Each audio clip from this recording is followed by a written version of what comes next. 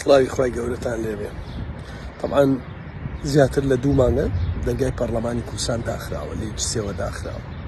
33 ئاداش ڕۆشتەوە بۆ حکوومەت تا ئێستا جوابیان نەداوەتەوە لەسەر دانیشتن لەسەر دۆسیەی نەوت، لەسەر داهاتی ناوخۆ، لەسەر قاچاقی، لەسەر زەوی، لەسەر نەبوونی دەرمان، لەسەر نەخۆشخانەکان.